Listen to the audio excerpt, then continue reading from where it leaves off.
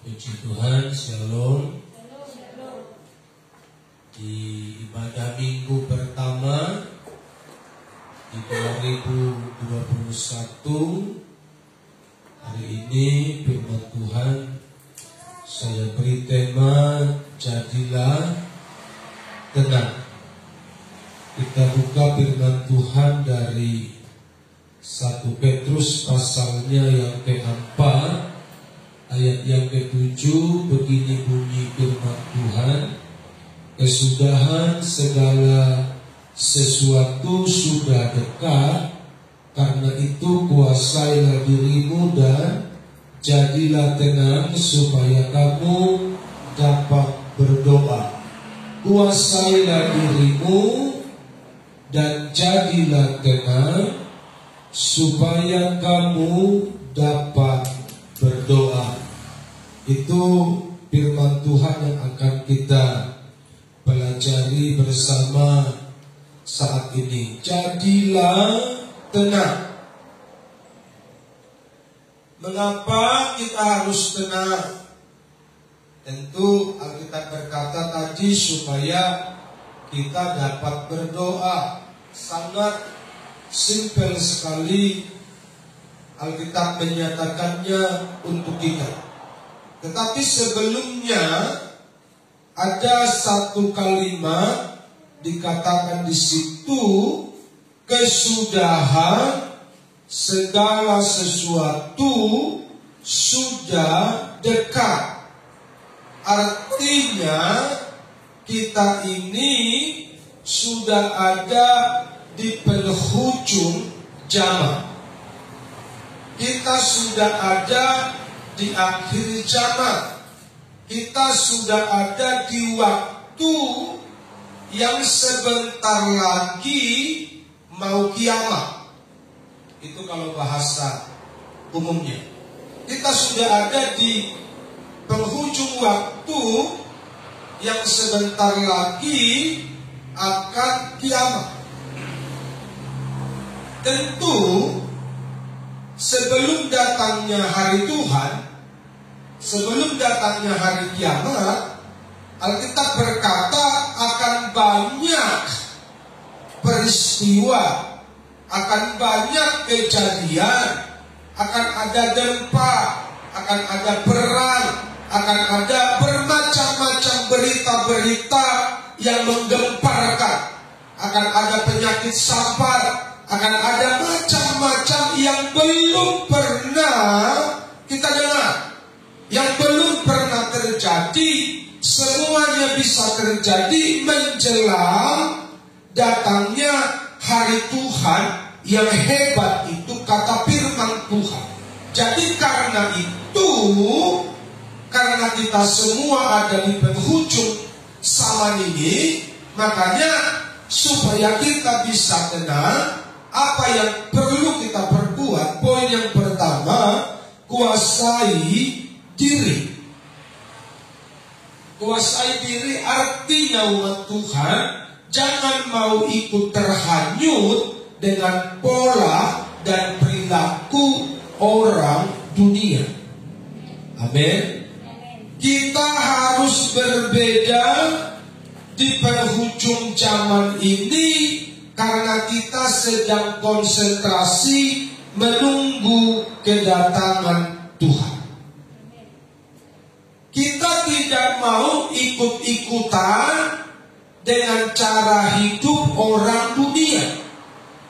Kita tidak mau sama seperti dunia, karena kita anak Tuhan, kita warga surga, dan kita akan kembali ke surga. Dan sebelum kita kembali ke surga, mari kita persiapkan rohani kita secara baik. Haleluya. Kita warga surga, bukan warga dunia. Dan kita sedang menanti waktu untuk kita kembali ke surga, untuk hidup selama-lamanya dengan Tuhan. Itu waktu yang sangat-sangat dinantikan oleh semua anak Tuhan. Karena itu jadilah berbeda.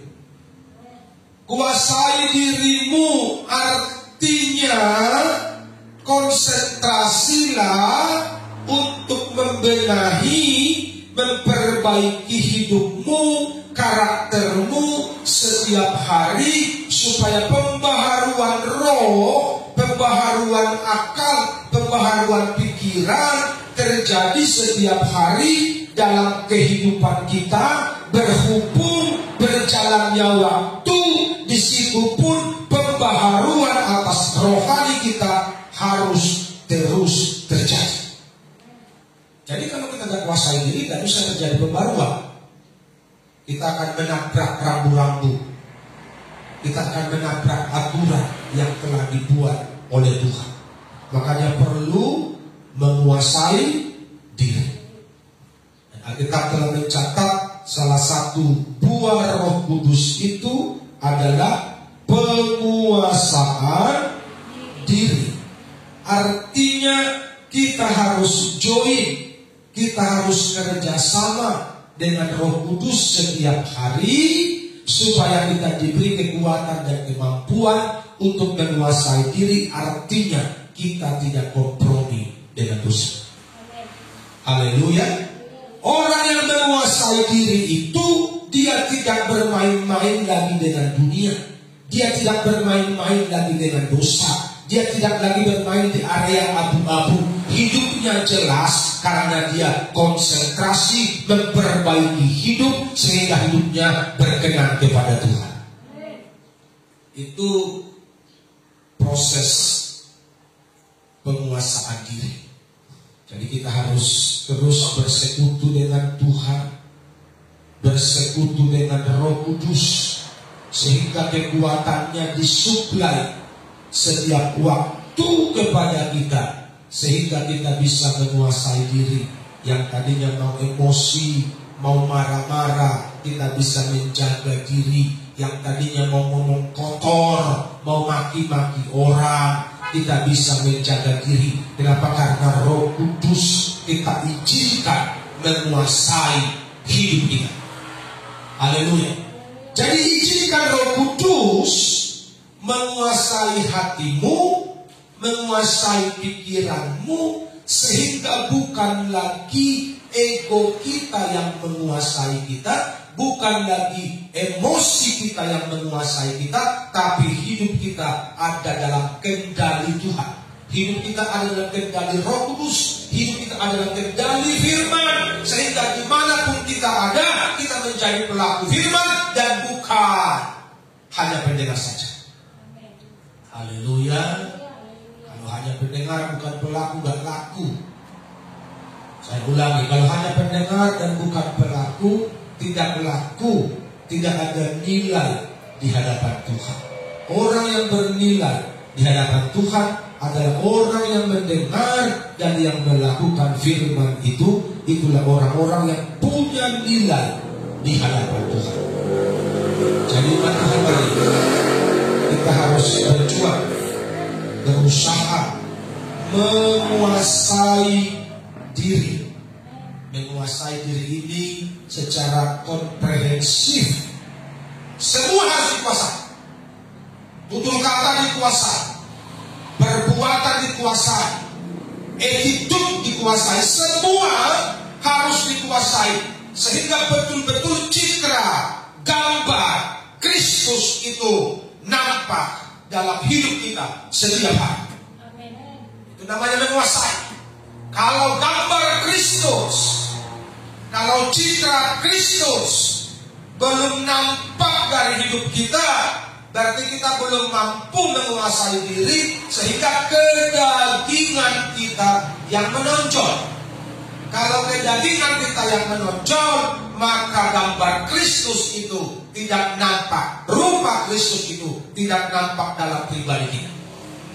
Jadi jangan izinkan manusia duniawimu yang menonjol, karena itu harus dimatikan. Manusia daging itu harus dimatikan, sehingga manusia roh kita yang berkuasa. Kalau manusia roh kita yang berkuasa, maka otomatis rupa dan gambar Kristus nampaklah lewat kehidupan kita setiap hari. Haleluya. Perjuangkan setiap hari menguasai hidup, menguasai diri untuk terus berkenan dan menyenangkan Tuhan. Yang kedua, berdoa. Jangan tenang supaya kamu dapat berdoa. Keadaan yang tidak menentu di segala bidang membuat orang banyak takut dan bingung, termasuk orang Kristen, termasuk orang percaya. Banyak yang takut, banyak yang bingung.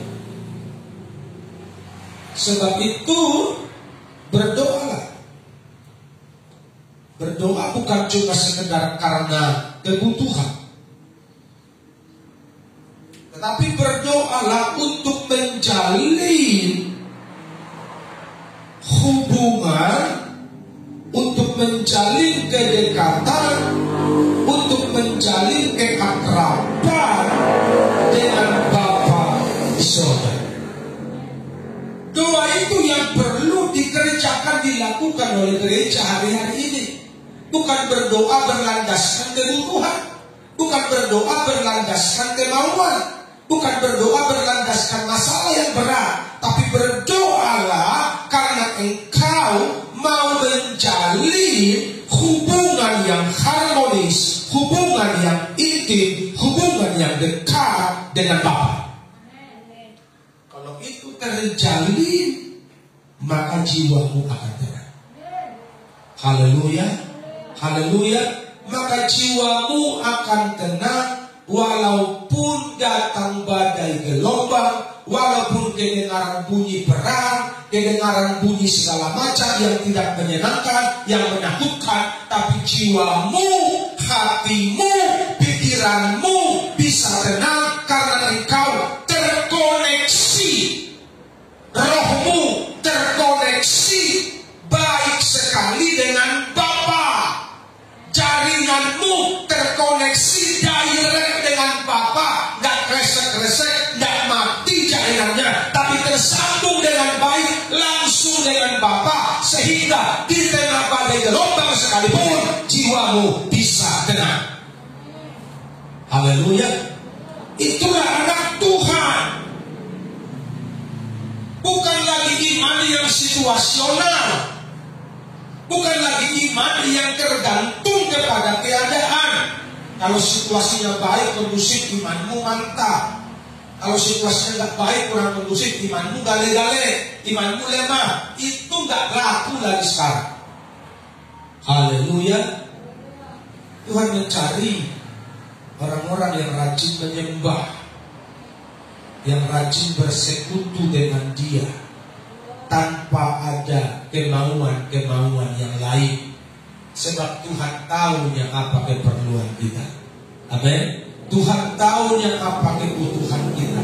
Karena itu jangan dasari persekutuanmu kepada Tuhan karena kebutuhanmu, tapi jadilah persekutuan dengan Tuhan didasari karena keintiman, karena kedekatan. Engkau mau bersekutu, mau ngobrol-ngobrol dengan Bapa, mau senangkan hati Bapa, mau mengenal hati Bapa, mau mengerti kehendak Bapa. Itu yang perlu kita lakukan setiap hari. Haleluya. Kalau kita bisa menikmati hubungan itu dalam doa, kita tidak perlu lagi dan tak mungkin lagi kita khawatir dan cemas menghadapi hidup ini. Orang yang tidak terkoneksi baik dengan Tuhan, orang itulah yang banyak khawatir tahun ini. Orang yang tidak terkoneksi baik dengan Roh Kudus, orang itulah yang banyak takut tahun ini. Karena keadaan yang tidak pasti, keadaan yang tidak menentu, membuat banyak orang ketakutan. Tapi orang-orang yang memiliki hubungan baik dengan Tuhan, dia tidak pernah dipengaruhi dan terpengaruh oleh keadaan. Apapun keadaannya, mau baik mau tidak baik keadaannya, rohaninya tidak mungkin terganggu. Kenapa? Karena terkoneksi terkoneksi secara baik dengan Bapa di sorga. Haleluya. Jadi koneksimu itu harus lebih dari 4G. Haleluya. Jaringanmu itu tidak boleh kresek. Harus cas. Karena engkau bersih. Jaringannya bersih dengan Tuhan. Artinya hatimu bersih. Pikiranmu bersih. Jiwamu bersih. Untuk bersekutu dengan Bapa. Haleluya. Yang ku ingini Tuhan saja. Harta dunia tak lagi ada artinya. Pindahkan kebutuhanmu hari ini, tahun ini, dari kebutuhanmu akan harta benda. Tinggalkan itu sekarang, bilang yang kubutuhkan hanya Tuhan Yesus. Maka jiwamu akan tenang. Haleluya. Jiwamu akan berglori dan bersuka setiap hari karena Tuhan akan mengenyangkan engkau dengan kebaikannya. Tapi kalau kita datang hanya karena uang, Tuhan bilang begini, anakku, mulai dari kau bertobat sampai hari ini, tidak pernah kau tulus datang menyembahku.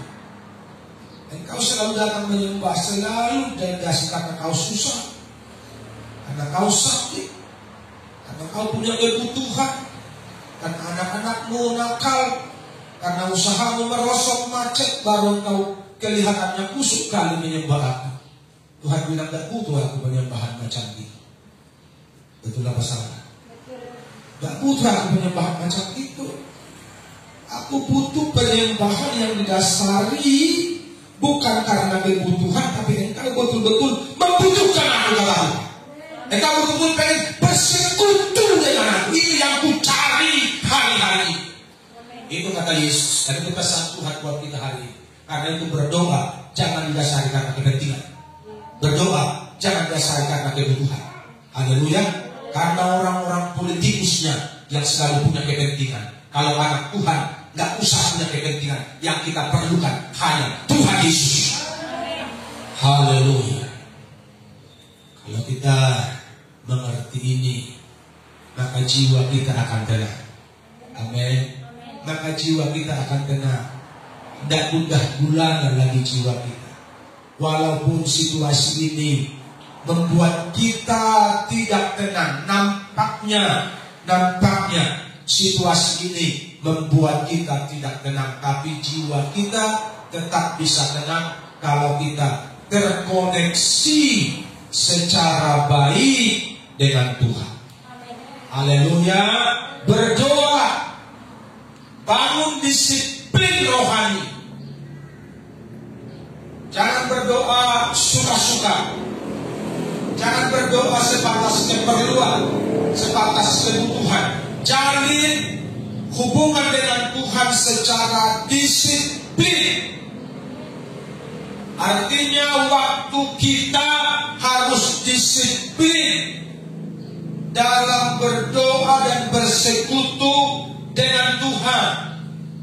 Tidak boleh suka-suka kita dan semau-maunya kita, tapi harus disiplin. Haleluya. Karena doalah yang membawa kita semakin dekat dengan Tuhan. Haleluya. Engkau yang mau dekat dengan Tuhan, angkat tanganmu. Hanya lewat doa, di situ kita bersekutu. Roh Kudus akan menarik, membimbing, mengarahkan kita menjadi semakin dekat dengan Tuhan. Kalau doa kita benar tentunya. Tapi kalau doa kita seperti yang tadi aku bilang hanya berlandaskan karena kebutuhan dan kepentingan, maka doa itu tidak akan pernah membawa kita semakin dekat dengan Tuhan. Karena kita hanya minta terus, kita hanya lapor terus, kita hanya mengeluh terus, sehingga kita tidak menikmati persekutuan itu dengan Bapa. Makanya izinkan doamu lebih serius. Beri waktu, beri hati dengan serius. Sehingga doa itu akan membawa engkau menjadi semakin dekat, menjadi semakin mengenal, menjadi semakin mengerti dengan Bapa. Lewat apa? Lewat hubungan yang baik, lewat hubungan yang sering komunikasi itu membuat engkau memahami kemauan Bapa.